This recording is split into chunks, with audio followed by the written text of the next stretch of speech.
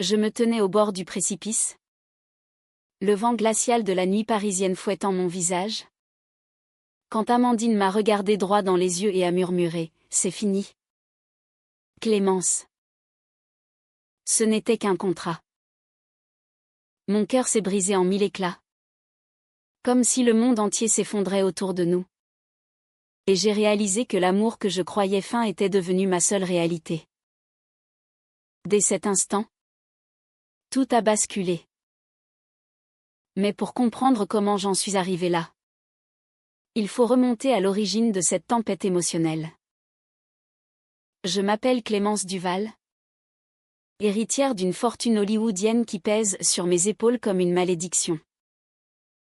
Mon père, un producteur français exilé à Los Angeles, avait bâti un empire cinématographique en épousant ma mère, une actrice espagnole aux racines andalouses, dont la passion pour le flamenco avait imprégné notre foyer d'une intensité dramatique. À 30 ans, je vivais à Paris, fuyant les projecteurs pour me réfugier dans l'ombre des boulevards haussmanniens. Mais le poids de l'héritage familial me rattrapait inexorablement. Le scandale avait éclaté 6 mois plus tôt.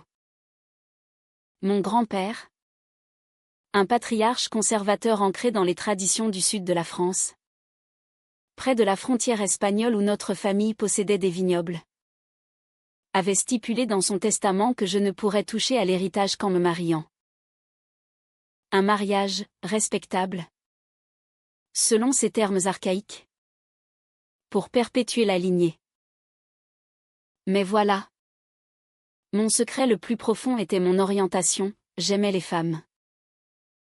Dans une famille où l'apparence primait surtout, avouer cela équivalait à un suicide social. Mon père, pragmatique jusqu'à la cruauté, m'avait imposé une solution, un mariage d'affaires.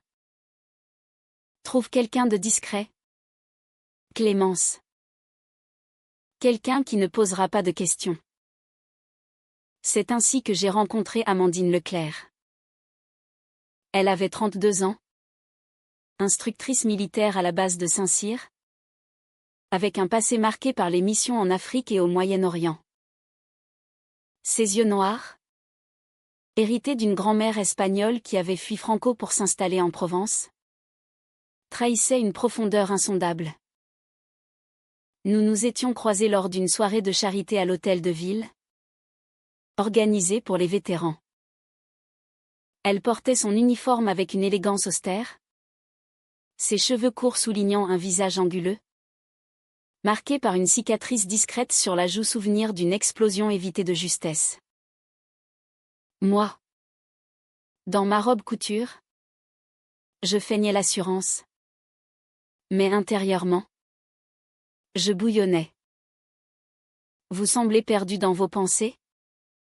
M'avait-elle dit d'une voix grave, en me tendant un verre de champagne. Son accent provençal, teinté d'une chaleur méditerranéenne, m'avait surprise. Nous avions discuté toute la nuit, de la rigidité de l'armée, de la superficialité d'Hollywood, de nos racines espagnoles communes qui nous liaient par un fil invisible de passion et de drame. Elle m'avait confié son besoin d'argent pour payer les soins de sa sœur cadette, atteinte d'une maladie rare. L'armée paie mal, et la famille compte plus que tout. Le lendemain, je lui ai proposé le deal, un mariage blanc, 1 an de cohabitation feinte à Paris, en échange d'une somme généreuse. Elle a hésité, ses yeux scrutant les miens comme si elle cherchait une faille. Pourquoi moi, avait-elle demandé. Parce que vous semblez honnête, Amandine. Et parce que je sens que vous comprenez le poids des secrets. Elle a accepté. Et nous avons signé le contrat chez un notaire discret, sous les regards complices de nos avocats. Les premiers mois furent un tourbillon de faux-semblants. Nous emménageâmes dans mon appartement haussmannien surplombant la Seine, avec ses hauts plafonds et ses meubles antiques. Amandine apportait une discipline militaire à notre quotidien, elle se levait à l'aube pour courir le long des quais.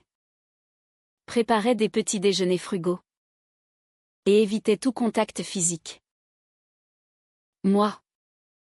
Je passais mes journées à gérer les affaires familiales, négociant des contrats avec des studios hollywoodiens par visioconférence. Le soir, nous dînions ensemble, échangeant des anecdotes. Elle me racontait ses nuits sous les étoiles du désert malien, où la peur se mêlait à l'adrénaline. Je lui parlais de ma mère, dont les crises de jalousie avaient empoisonné mon enfance, imprégnée de ce feu espagnol qui brûlait en elle. Peu à peu, une complicité s'installa. Un soir, après une dispute avec mon père au téléphone, il insistait pour que nous organisions une cérémonie publique. Amandine me trouva en larmes sur le balcon. Clémence. Respirez. Ce n'est qu'un rôle à jouer. Elle posa une main sur mon épaule. Un geste simple qui électrisa ma peau. Je levai les yeux vers elle. Et pour la première fois, je vis au-delà de l'uniforme, une femme vulnérable. Marquée par la perte de ses parents dans un accident. Élevée par une tante stricte en Provence. Et vous, Amandine? Quel rôle jouez-vous dans la vie? Elle rit amèrement. Celui de la survivante. Toujours. Cette nuit-là, nos conversations devinrent plus intimes. Elle me confia son attirance pour les femmes. Découverte lors d'une mission où une collègue l'avait embrassée sous une tente, avant de la rejeter par peur. L'armée n'est pas tendre avec ça. J'ai appris à cacher. Mon cœur battit plus fort. Était-ce possible? Que ce mariage fin cache une vérité plus profonde? Mais je me tue. Terrifiée par l'idée de briser l'équilibre fragile. Pourtant, les signes s'accumulaient. Lors d'un voyage à Biarritz, près de la frontière espagnole, pour une réunion familiale, nous assistâmes à un spectacle de flamenco. La danseuse, avec ses volants rouges et ses claquements de talons, évoquait ma mère. Amandine, captivée, murmura, c'est comme si le feu coulait dans leurs veines. Sa main effleura la mienne sous la table, et un frisson me parcourut. Était-ce du jeu? Ou quelque chose de réel? De retour à Paris, la tension monta. Mon père organisa une réception pour annoncer notre union. Parmi les invités, des célébrités hollywoodiennes et des militaires haut placés. Amandine, en robe du soir pour la première fois, rayonnait d'une beauté sauvage. Vous êtes magnifique, lui dis-je en aparté. Elle rougit. C'est pour le show. Non. Mais son regard disait autre chose. C'est alors que le premier conflit éclata. Une journaliste intrusive, flairant le scoop, me coinça, Clémence. Est-ce vrai que ce mariage cache votre orientation? Paniquée. Je niai. Blessant Amandine qui m'entendit. Elle s'enferma dans sa chambre. Furieuse. Vous avez honte de qui je suis? Ou de qui vous êtes? Cria-t-elle à travers la porte. Je m'effondrai, réalisant que mes peurs familiales empoisonnaient tout. Le lendemain, nous nous réconciliâmes autour d'un café au jardin du Luxembourg. Pardonnez-moi, Amandine. C'est moi qui ai peur. Elle prit ma main. Nous sommes dans le même bateau. Mais si on continue comme ça, il coulera. Ce fut le début d'une intimité plus profonde, faite de regards complices et de confidences tardives. Je commençais à tomber amoureuse, sans oser l'avouer. Mais les secrets ont une façon de ressurgir. Un soir, en fouillant dans ses affaires pour ranger une excuse pour en apprendre plus, je tombais sur une lettre. Elle provenait d'une ex-amante, une femme nommée Sofia, espagnole, qui implorait Amandine de revenir. Notre passion n'est pas morte, mis à mort. Laisse cette farce de mariage. Mon monde s'écroula. Était-ce une trahison? Amandine m'avait-elle utilisée? Confrontée. Elle explosa, c'est du passé. Sofia m'a brisé le cœur en me quittant pour un homme. Pourquoi fouillez-vous? Les larmes coulaient sur ses joues. Parce que je tiens à vous. Plus que pour un contrat. Hurlai-je. Nous nous tûmes. Le silence chargé d'électricité. Puis, elle s'approcha. Et pour la première fois, nos lèvres se frôlèrent dans un baiser chaste, empli de promesses. Mais le doute persistait. Les semaines suivantes furent un mélange de joie et de tourments. Nous explorions Paris ensemble, promenade au Montmartre. Dîner dans des bistrots cachés. Amandine m'initia à la cuisine provençale, infusée d'épices espagnoles. Ma grand-mère disait que l'amour passe par l'estomac. Riait-elle. Moi, je lui montrais des films hollywoodiens, ceux de ma mère, où le drame régnait. Pourtant, la pression familiale augmentait. Mon père découvrit des rumeurs sur notre vraie relation et me menaça de tout révéler si je ne jouais pas le jeu. Pense à l'héritage, Clémence. Et à ta réputation. Déchirée. Je distançai Amandine, prétextant du travail. Elle souffrit en silence, ses yeux noirs remplis de reproches. Un jour, lors d'une mission d'entraînement, Amandine fut blessée légèrement une entorse. À l'hôpital, je la veillai, tenant sa main. Pourquoi me fuyez-vous, murmura-t-elle. Les larmes montèrent. Parce que je vous aime. Et ça me terrifie. Elle sourit faiblement. Moi aussi. Idiote. Mais le destin frappa. Sofia réapparut, débarquant à Paris. Elle contacta Amandine, insistant pour une rencontre. Jalouse. Je l'espionnai, voyant leur étreinte amicale. Mon cœur se brisa. Était-ce de la trahison? Je rentrai, furieuse, et l'accusai. Vous m'avez menti. Elle nia, expliquant que Sofia voulait juste clore le chapitre. Mais le mal était fait, une dispute violente éclata. Mots blessants fusant comme des poignards. La nuit suivante, Amandine partit, laissant une note, je ne peux pas vivre dans le mensonge. Adieu. Mon monde s'effondra. Je errais dans les rues de Paris, sous une pluie battante, me remémorant nos moments. Comment en étions-nous arrivés là? Le contrat, initialement un bouclier, était devenu une prison. Je décidai de la poursuivre.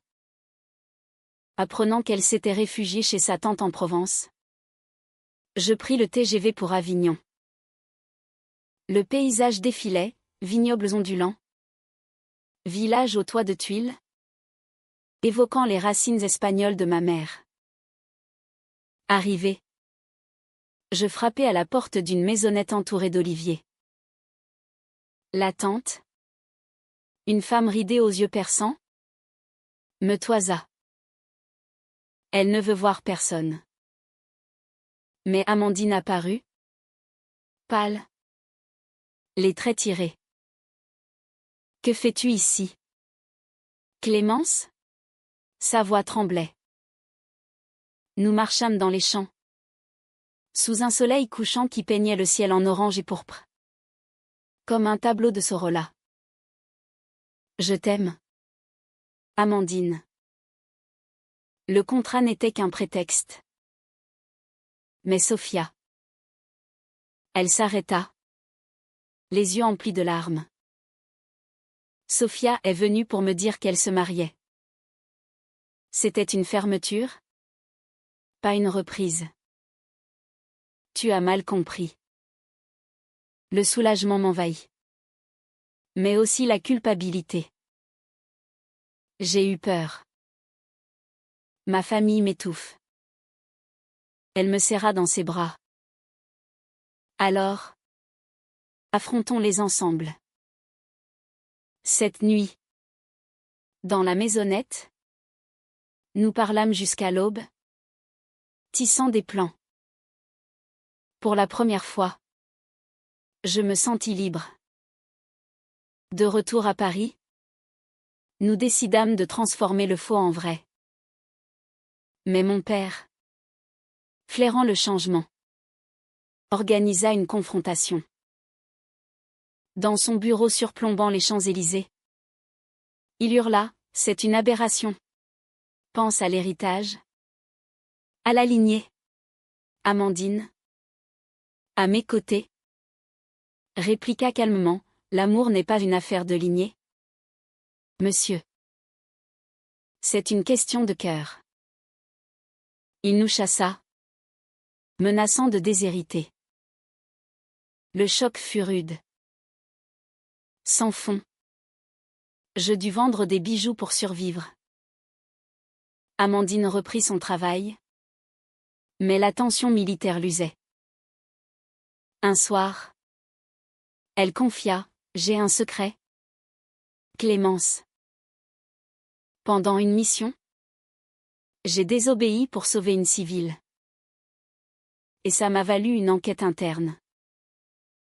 Si ça sort, ma carrière est finie. » Stupéfaite, je la serrai. Pourquoi ne pas l'avoir dit? Parce que je ne voulais pas te charger. Ce secret devint notre fardeau commun. Mais une trahison plus grande surgit, mon cousin, jaloux de l'héritage, engagea un détective qui découvrit tout. Il envoya des photos de nous à mon père, amplifiant les rumeurs. La presse s'empara de l'affaire, l'héritière Duval dans un mariage lesbien controversé. Les titres hurlaient, mélangeant scandale hollywoodien et drame familial. Phénomène. Je reçus des menaces anonymes. Amandine, protectrice, insista pour que je reste cachée.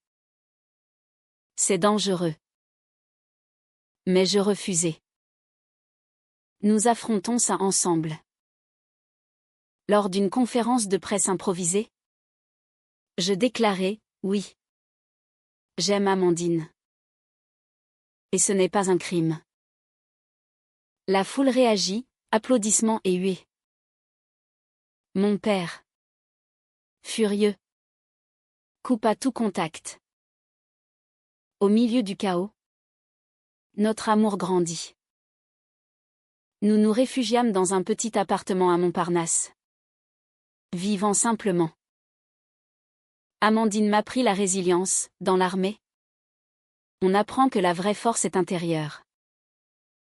Moi, je lui offris la tendresse, lecture de poésie française, promenade nocturne. Pourtant, un nouveau conflit émergea. Sophia, apprenant le scandale, revint, prétendant aider. Je peux témoigner pour vous. Mais ses intentions étaient troubles, elle cherchait à reconquérir Amandine. Lors d'un dîner tendu dans un restaurant basque près de la gare du Nord, elle glissa: « Souviens-toi de nos nuits à Madrid. Amandine. C'était passionnel. Jalouse. Je quittai la table. Amandine me suivit. C'est du passé. Mais le doute rongeait. La nuit. Une dispute éclata. Tu l'aimes encore, criai-je. Elle nia. Mais ses yeux trahissaient une nostalgie. Blessée. Je partis chez une amie. Seule. Je réalisai ma possessivité. Héritée de ma mère jalouse. Le lendemain. Amandine m'attendit sous la pluie. Près de la Seine. Je t'ai choisi. Clémence. Sophia n'est qu'un fantôme. Nous nous réconciliâmes. Plus forte. Mais le destin frappa à nouveau. L'enquête militaire sur Amandine s'intensifia, on l'accusa de trahison pour avoir sauvé une civile soupçonnée d'espionnage. C'était une enfant innocente, se défendit-elle. Suspendue, elle sombra dans la dépression. Je la soutins, contactant des avocats. Pendant ce temps, mon père, touché par la presse, m'appela. Clémence. J'ai eu tort. Ta mère m'aurait dit de suivre mon cœur. Réconciliation timide. Il offrit son aide pour l'enquête. Le procès militaire fut un au trao. À la Cour de justice de Paris, Amandine témoigna. Voix tremblante. J'ai suivi mon humanité. Pas les ordres. Les juges, influencés par des preuves que je fournis des lettres de la civile, maintenant adultes, l'acquittèrent. Soulagement immense. Mais une surprise surgit, Sophia. Témoin surprise. Avoua avoir manipulé des preuves pour se venger.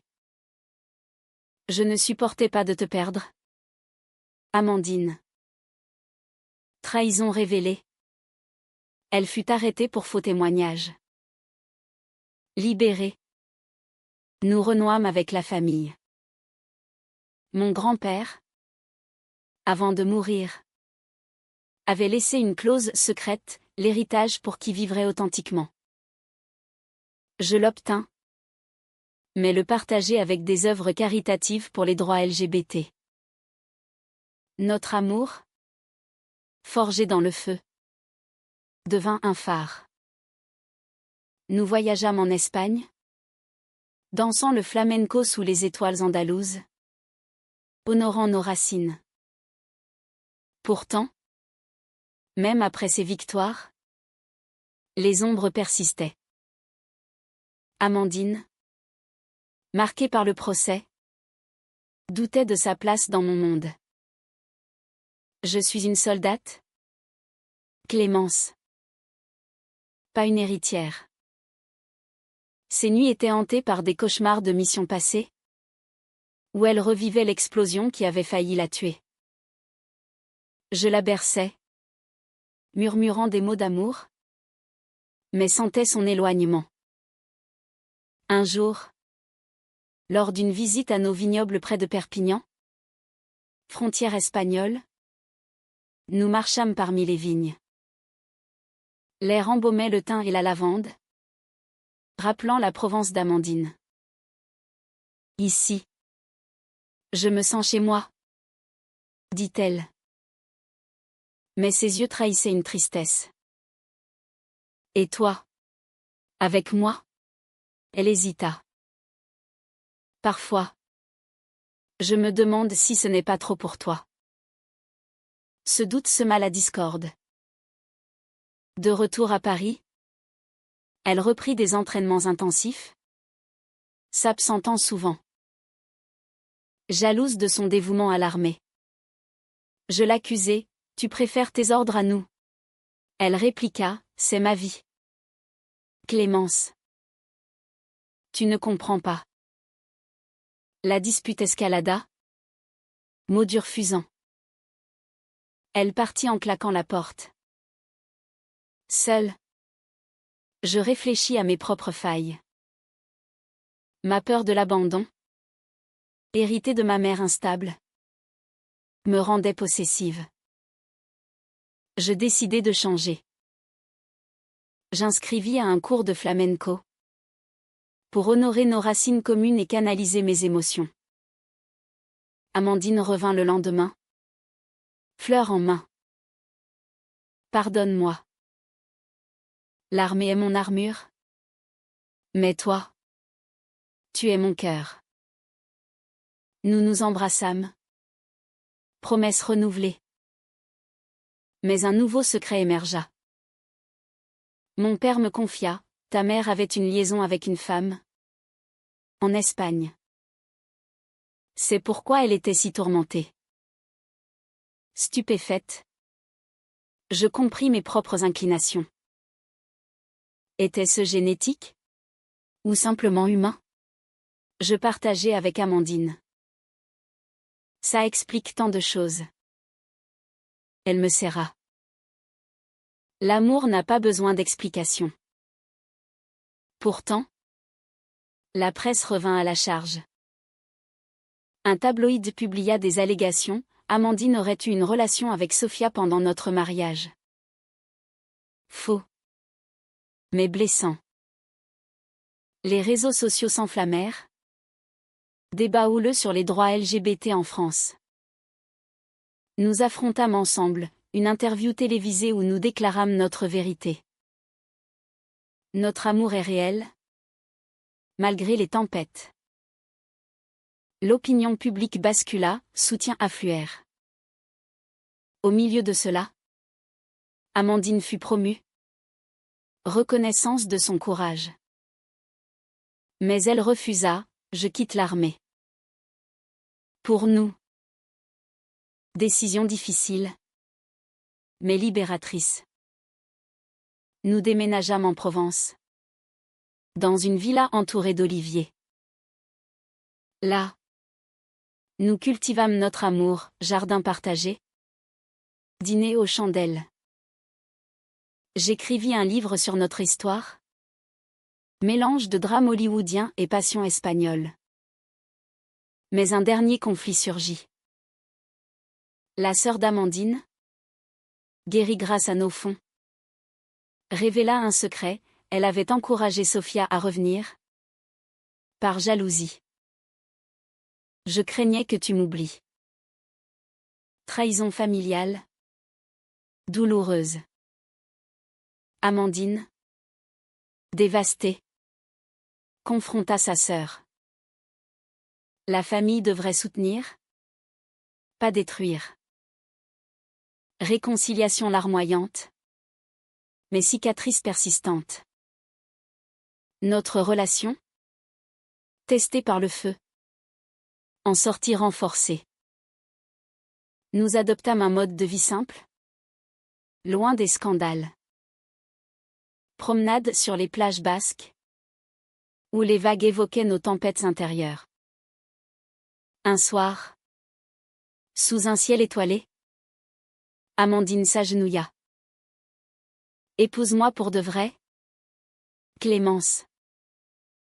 Pas pour un contrat, mais pour l'éternité. Larmes de joie. J'acceptai. Le mariage fut intime. À Biarritz. Avec vue sur l'océan. Amis. Famille réconciliée. Mon père, ému, offrit sa bénédiction. Ta mère serait fière. Ainsi, ce qui avait commencé comme une farce devint une odyssée d'amour. Nous apprîmes que les secrets, une fois révélés, libèrent les trahisons, surmontés, fortifient. Aujourd'hui, nous vivons en paix. Et dans d'autres couples LGBT via une fondation.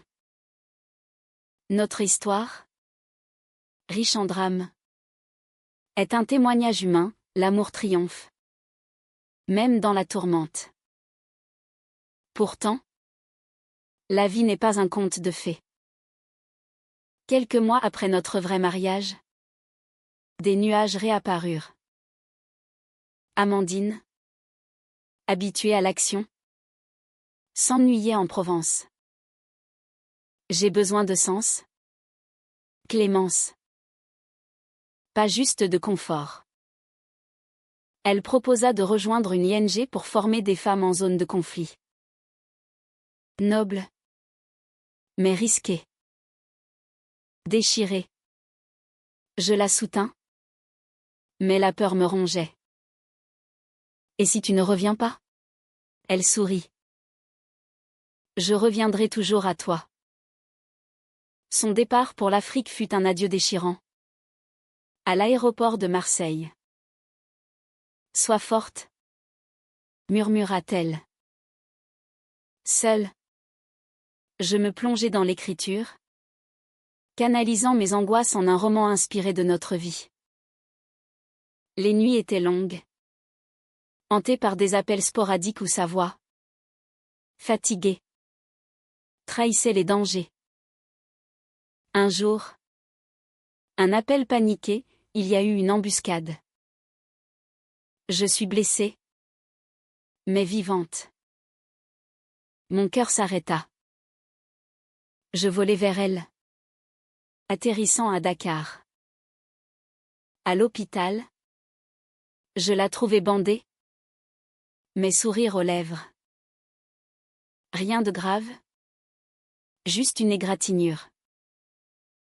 Mais ses yeux disaient la vérité, proche de la mort. Ce choc raviva nos peurs. J'arrête. Clémence. La vie est trop précieuse.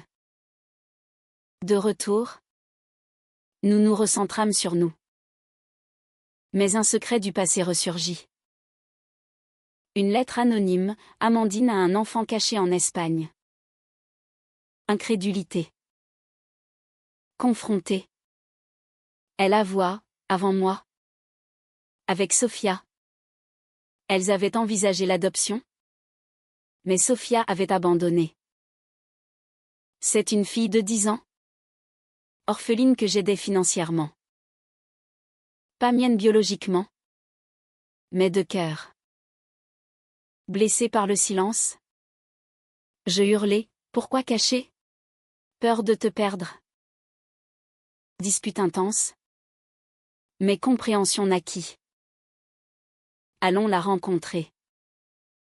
En Espagne. À Séville. Nous trouvâmes Maria. Une fillette aux yeux noirs comme Amandine. Elle nous adopta instantanément. Décision difficile, l'intégrer à notre vie? Oui. Pour un happy end humain. Maria apporta joie. Mais défi. Éducation bilingue. Intégration en France. Mon père. Grand-père adoptif. Fondit. Pourtant, tensions familiales persistèrent. Mon cousin, toujours jaloux, tenta de contester l'héritage. Procès âpre à Paris, où secrets familiaux émergèrent, mon grand-père avait eu une liaison espagnole, expliquant nos racines passionnées. Victoire, mais épuisante. Amandine et moi, renforcés, voyageâmes avec Maria, Paris, Provence, Andalousie. Un soir de flamenco à Grenade, Maria dansant avec nous. Je réalisai, notre famille, atypique, était parfaite. Les années passèrent. Amandine fonda une école de self-défense pour femmes, canalisant son expertise. Moi, je produisis des films sur les droits LGBT, inspirés de notre histoire. Mais un dernier drame, la santé de mon père déclina. À son chevet, il confia, j'ai été aveugle. Pardonne-moi. Réconciliation finale. Notre amour, mature, était un phare. Nous enseignons à Maria, l'honnêteté guérit. Aujourd'hui, à 40 ans, nous regardons en arrière, du contrat à l'éternité, via trahison et révélation. Une vie dramatique, riche en émotions, humaine. Pour conclure cette odyssée, je dois avouer que chaque épreuve nous a sculptés. Amandine, avec sa force militaire tempérée par la tendresse, et moi, l'héritière tourmentée devenue authentique. Notre maison en Provence, entourée de vignes, symbolise notre enracinement. Maria, maintenant adolescente, nous challenge, question sur l'amour, l'identité. Maman Clémence, comment savoir si c'est vrai? Je souris, quand ça survit aux tempêtes. Un jour, un film basé sur notre histoire sortit, provoquant débat. Critiques louèrent le drame humain, mais conservateurs critiquèrent.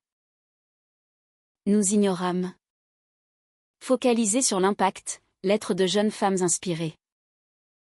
Amandine, un soir, murmura, sans ce contrat, nous ne serions pas là. Ironie du destin. Notre vie, imprégnée de culture française et espagnole vint. Flamenco. Poésie. Est un tapestry d'émotions. Les conflits, autrefois destructeurs, sont maintenant des leçons. En fin de compte, l'amour n'est pas linéaire, il est chaotique, passionnel, humain. Nous avons choisi la vérité, et elle nous a libérés. Ainsi se termine mon récit. Un témoignage de résilience. Que chacun trouve son chemin dans la tourmente.